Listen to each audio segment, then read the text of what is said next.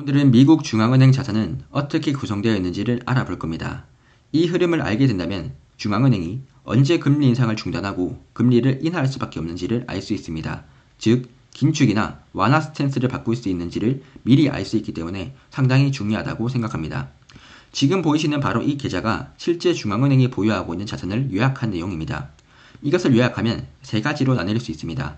시장에 유통되는 돈, 미국 재무부의 계좌, 미국 중앙은행이 보유하고 있는 자산입니다. 그러면 여기서 이게 실제로 지표에는 어떻게 연관이 되냐면 바로 영래포 잔고, 부채 한도 협상, 양적 완화, 양적 긴축으로 연관이 됩니다.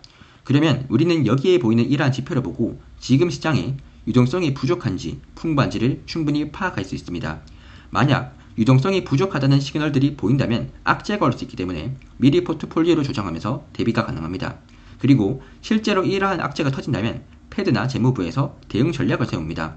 그럼 우리는 이 대응 전략을 보고 이 정도 악재라면 충분히 막을 수 있는 악재다라고 생각한다면 이때가 저점이 됩니다. 결국 위기를 파악하고 해당 위기에 대한 대응 전략을 제시할 때 우리가 보기에 충분히 이 재료라면 악재 해소가 가능하다. 그러면 이때가 주가 및 금리의 최저점이 된다는 겁니다. 따라서 해당 내용을 잘 보시게 되면 앞으로 투자 타이밍에 대한 힌트를 충분히 얻을 수 있고 기회도 잡을 수 있으니 꼭 끝까지 바라보시길 바랍니다. 먼저 연준의 자산의 핵심부터 요약하고 상세하게 설명드리겠습니다. 첫 번째로 보이시는 이 파란색 박스는 최근까지 시장에서 유통되고 있었던 현금들이 다시 중앙은행 계좌로 돌아온 것을 말합니다. 쉽게 말해서 연준이 돈을 너무 많이 찍었다면 시장의 유동성이 너무 많이 풍부하다고 생각한다면 유동성을 회수를 할 건데 이때 금리 인하를 하기에는 충격이 너무 크니까 이때 미세하게 사용하는 정책이 바로 영래포 거래라는 뜻입니다.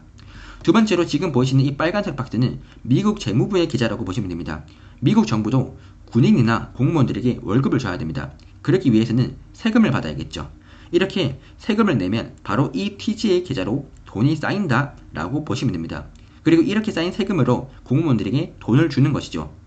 이렇게 돈을 주게 되면 여기에 있는 이 국민들이 다시 한 번 더 소비를 하게 될 것이고 이렇게 유동성들이 공급된다는 겁니다. 만약에 세금보다 지출이 더 많다라고 하신다면 이때는 국채를 발행하게 됩니다. 이렇게 국채를 발행하게 되는 순간에 이 타이밍 때 시중에 있는 이 유동자금들이 재무부의 국채를 좀 매수를 하게 되면서 잠시 일시적으로 시중의 유동성이 급격하게 감소하는 현상까지 나타나면서 이게 증시에도 영향을 줄 수가 있습니다. 마지막으로 연준의 자산입니다. 연준의 자산 같은 경우에는 쉽게 말해서 시중에 있는 은행들이 돈을 빌릴 때 담보로 채권이나 부동산 같은 것들을 주게 되죠. 이런 것들이 이 잔고에다가 쌓인다라고 보시면 됩니다. 이 내용들은 이따가 조금 더 깊게 말씀드리도록 하겠습니다. 지금까지 핵심 포인트들 다 설명드렸습니다. 이제 조금씩 하나하나 더 자세하게 살펴보고 투자 인사이트까지도 설명드리겠습니다. 첫 번째로는 시장에 유통되고 있는 돈과 관련된 계정 항목입니다. 이 계정은 주로 시장에 돈이 너무 많이 풀려있을 때 연준이 이 돈을 회수하고자 노력합니다. 그러면 우리는 이걸 어떻게 이해하는지가 상당히 중요하고 여기서 투자 힌트를 찾을 수 있습니다. 먼저 중앙은행이 유동성을 축소시키는 논리가 어떻게 되냐면 아래와 같습니다.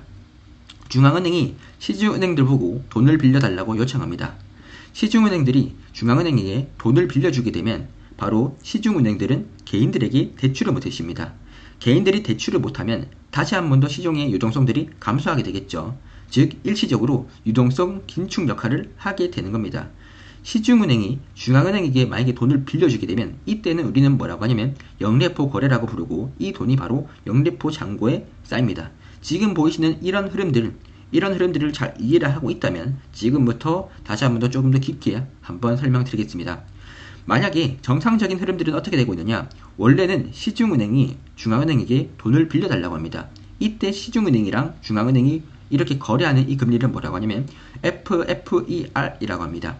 쉽게 말해서 중앙은행 보고 돈 좀 빌려줘 라고 했더니 4.3% 이자를 주고 중앙은행이 돈을 빌려주겠다 라고 하는 게 이 기준금리다 라고 생각을 하시면 됩니다. 그런데 연준이 생각하기에 지금 돈을 빌려줬더니 시장의 유동성들이 너무 많은 겁니다.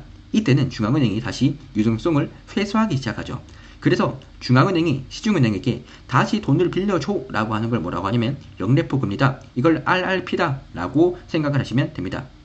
이렇게 된다면 중앙은행도 다시 한 번 더 시중은행들에게 돈을 빌려줘야겠죠. 이자를 줘야겠죠. 그래서 이때는 어떻게 되고 있느냐, 중앙은행이 돈을 빌려줘 라고 해서 이때 빌릴 때 쓰는 거래가 금리가 바로 뭐라고 하냐면 영래포 금리인데 지금 이게 4.55%인 겁니다. 쉽게 말해서 지금의 현재 상황은 시중은행들이 중앙은행에게 돈 좀 빌려달라고 해서 돈을 받았죠. 이 돈을 다시 한 번 더 그대로 중앙은행에게 맡겨줬더니 0.2%의 수익이 발생한 상황이라는 겁니다. 이걸로 볼 수 있는 게 바로 뭐냐면 이 영래포 잔고다 라고 느끼시면 돼요. 자, 그럼 여기서 핵심 포인트가 있습니다. 만약에 지금 긴축 스탠스가 너무 강해져서 시중의 유동성들이 부족하다고 가정합시다. 지금 시중에 있는 유동성들이 너무 부족해요. 그러면 이때는 연준이 금리 인하를 안 해도 됩니다. 바로 여기 있는 이 잔고에 있는 돈들이 시중으로 나가도록 유도를 하면 돼요. 그 방법이 뭐냐면 아까도 말했다시피 지금 시중에 있는 은행들은 연준에다가 이 중앙은행에다가 돈을 다 맡기고 있죠. 왜냐? 그냥 돈을 빌려가지고 중앙은행에다가 돈만 맡겨놔도 0.2%의 이득이 발생하니까. 근데 중앙은행이 보기에 지금 시중의 유동성들이 부족할 것 같다라고 판단을 한다면 여기 있는 이 영래포 금리 있죠. 이걸 낮추게 될 거예요. 쉽게 말해서 지금은 4.55%에다가 빌려주고 있죠. 근데 이거를 막 4.0% 이렇게 빌려주게 된다면 중앙은행들은 연준에다가 돈을 빌려주지 않으려고 할 거라고요. 그럼 이 타이밍 때는 여기 있는 이 자금들이 어떻게 될 거냐면 여기 있는 이 자금들이 감소하게 될 거죠. 여기 있는 이 돈들을 빼서 어디로 가냐면 은행들 본유 계좌로 옮길 거라고요. 여기 있는 돈들이 다 감소해서 은행 계좌로 흘러가게 되고 이 계좌가 다른 사람들한테 시중에 대출이라고 하는 걸 해주게 되고 이것들이 유동성이라고 하는 것들을 증가시키게 된다는 겁니다. 이해가 되시죠? 이런 식으로 영래포 거래라고 하는 것들이 흘러간다라고 생각을 하시면 돼요. 그래서 만약에 시중의 유동성이라고 하는 것들이 여기 시중의 유동성들이라고 하는 것들이 부족해진다라고 친다면 연준은 영래포 잔고 금리를 이걸 낮추게 되면서 여기 있는 이 돈들이 시장에 뿌려지도록 유도를 할 겁니다. 그래서 우리들은 영래포 금리를 인하를 한다라고 친다면 지금 시장에 돈이 부족하거나 이걸 이해를 할 수가 있고 이렇게 시장에 돈이 부족하다라고 생각한다면 금리 더 못 올리겠는데 금리 인하도 할 수 있는 거 아니냐? 이런 식의 기대감들을 읽을 수가 있다는 겁니다. 그럼 이런 식의 시그널들이 나올 때 우리는 채권이라고 하는 것들을 투자할 수 있는 좋은 기회도 될 수가 있다는 거죠. 자, 그 다음에 여러분들이 알아야 될 개념은 바로 TGA라고 하는 계좌입니다. 이 TGA 계좌가 바로 무엇이냐? 미국도 각종 정책들을 지원을 하죠. 최근에는 뭐 코로나 지원금이나 아니면 우크라이나 지원금 같은 것들도 줄 때 여기에서 돈을 준다라고 생각하시면 됩니다. 또한 우리들이 미국인들이 세금 같은 걸 내죠. 이 세금 같은 것들이 다 여기로 쌓인다라고 보시면 될 것 같습니다. 그런데 문제가 뭐냐면 세금보다 지출이 더 많은 경우에는 이걸 바라보고 우리는 뭐라고 하냐면 재정 적자라고 합니다. 이 재정 적자가 발생하게 되면 결국에 그 중앙 정부도 빚도 갚아야 되고 공무원들에게 돈도 줘야 되죠. 그래서 이 타이밍 때는 뭘 하느냐라고 한다면 바로 국채를 발행해서 이 돈들을 메꾸게 됩니다. 이렇게 국채를 발행할 때 조금 많이 발행을 해요. 그래서 이걸 국채를 발행할 때는 일시적으로 모든 자금들이 국채 쪽으로 쏠리다 보니까 이 타이밍 때 유동성이라고 하는 게 급격하게 감소할 수가 있어요. 그럼 이 타이밍 때는 주로 증시라고 하는 게 빠집니다. 이해가 되시죠? 그래서 이런 부채 한도 협상이 있을 때마다 돈이 그 증시가 빠지는 이유가 어떤 원인이냐라고 한다면 바로 여기서 나오는 겁니다. 돈이 일시적으로 이쪽으로 쏠릴 수밖에 없는 구간들이 되기 때문에. 이해가 되시죠? 자, 그러면 이 흐름들을 조금 더 깊게 말씀드리도록 하겠습니다. 일단 미국에서 세금 내세요 라고 하면 이 세금들이 어디에 쌓인다? TGA 계좌로 쌓이게 됩니다. 그럼 이게 TGA 잔고의 증가를 만들어내겠죠. 그러면 이 잔고 덕분에 공무원들이나 군인들에게 돈을 주고 국채 이자도 지급합니다. 이렇게 되면 다시 한 번 더 TGA 잔고가 감소하게 되겠죠. 이렇게 돈이 감소하게 되면 이걸 충당하기 위해서 국채라고 하는 걸 발행하게 됩니다.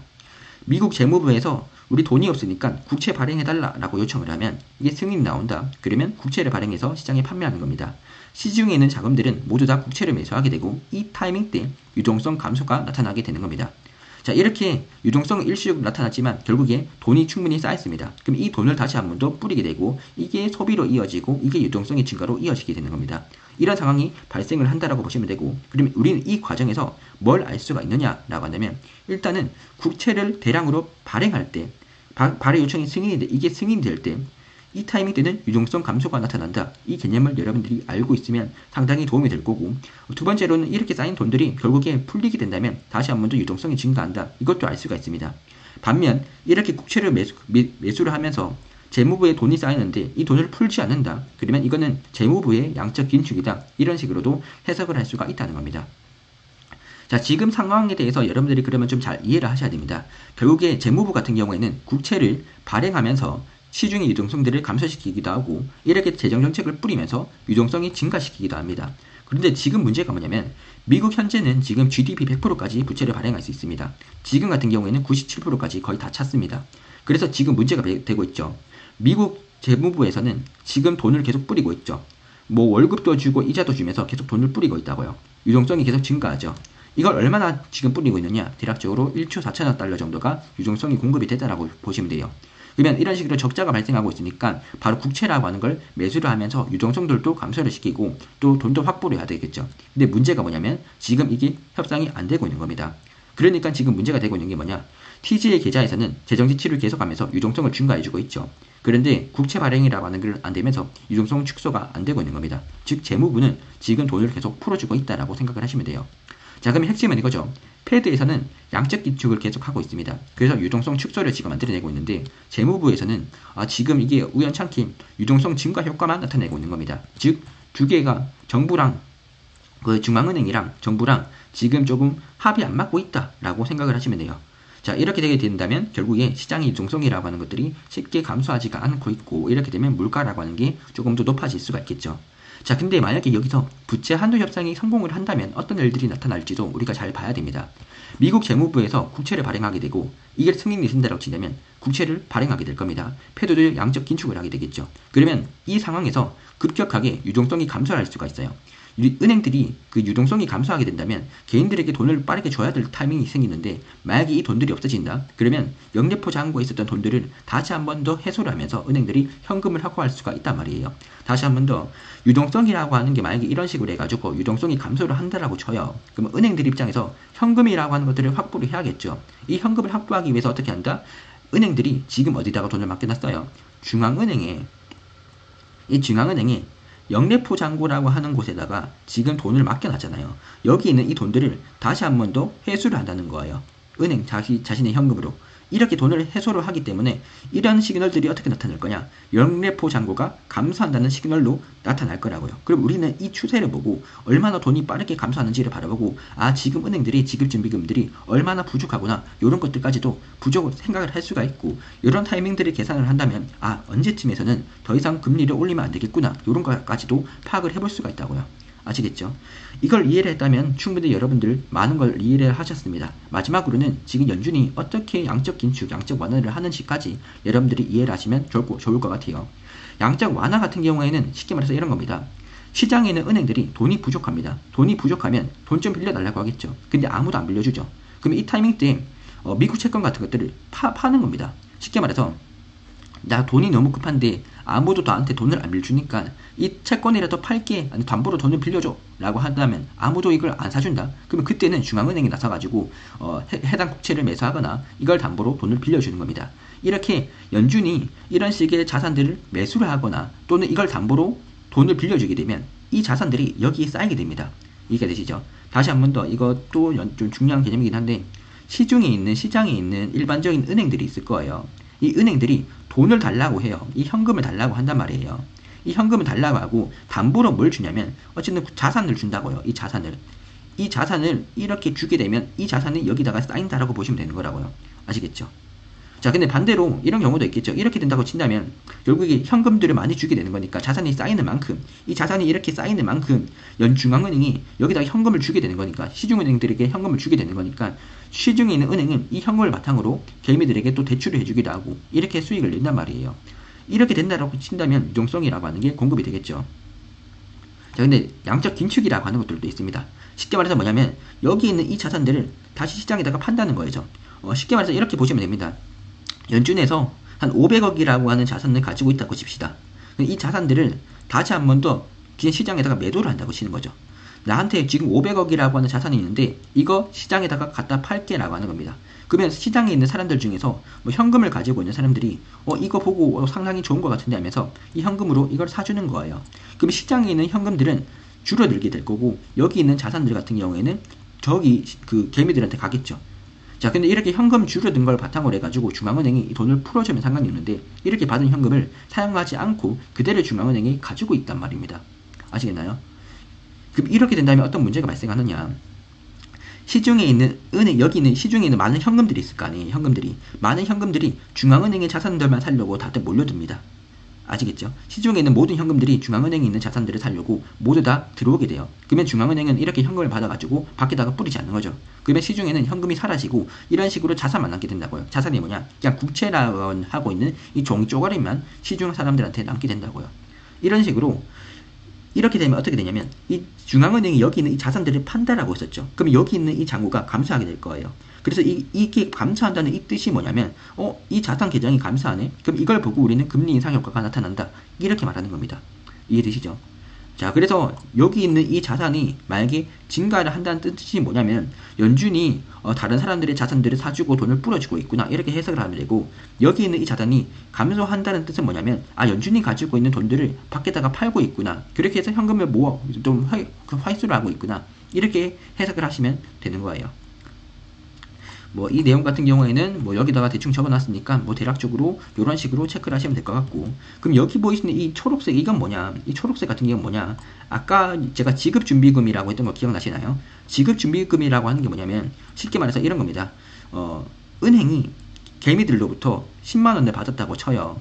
그러면 여기에서 한 9만원 정도는 다른 사람한테 대출을 해주고 한 만원 정도는 시중의 은행들이 반드시 가지고 있어야 돼요. 그냥 쉽게 말해서 언제든지 개미들이 와가지고 돈 내놔라고 할 수가 있잖아요. 내 예금 내놔라고 할 수가 있잖아요. 그걸 주기 위해서 최소한 가지고 있어야 되는 돈이다 라고 하는 게 바로 이 예치금이다 라고 하시면 될 것 같아요.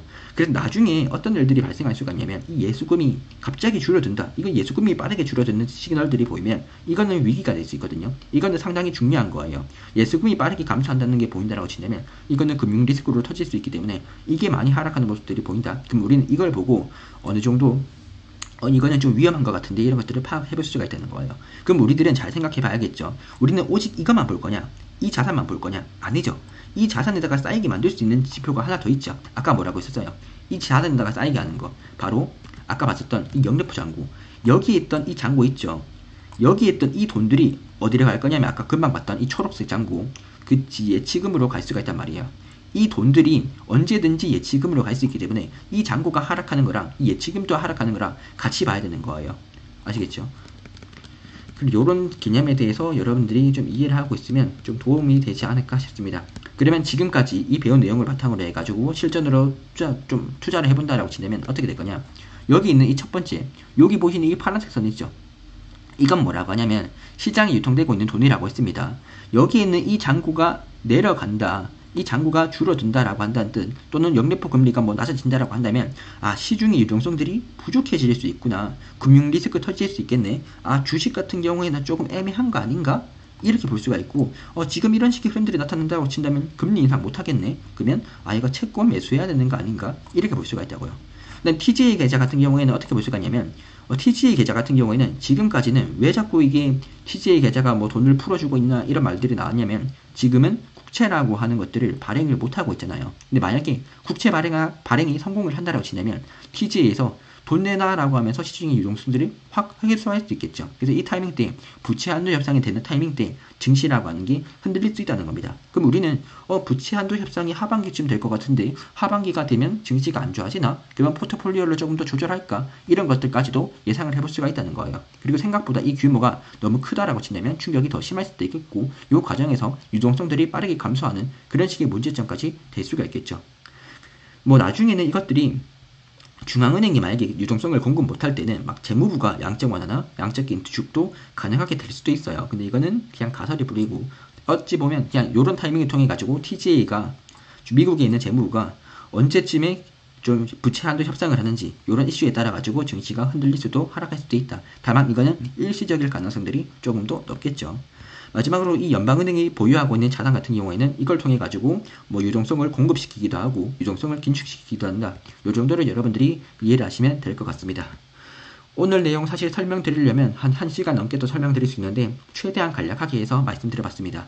조금 빠르게 말씀드렸다 보니까 이해가 안 되시는 분들도 조금 있을 텐데, 이해가 안 되신다면 제가 밑에 블로그에다가 이 내용에 대해서 조금 더 자세하게 설명드린 게 있으니까 꼭 그 내용 보시고 오시면 도움이 될 것 같습니다. 이상으로 오늘 영상 여기서 마치도록 하겠습니다.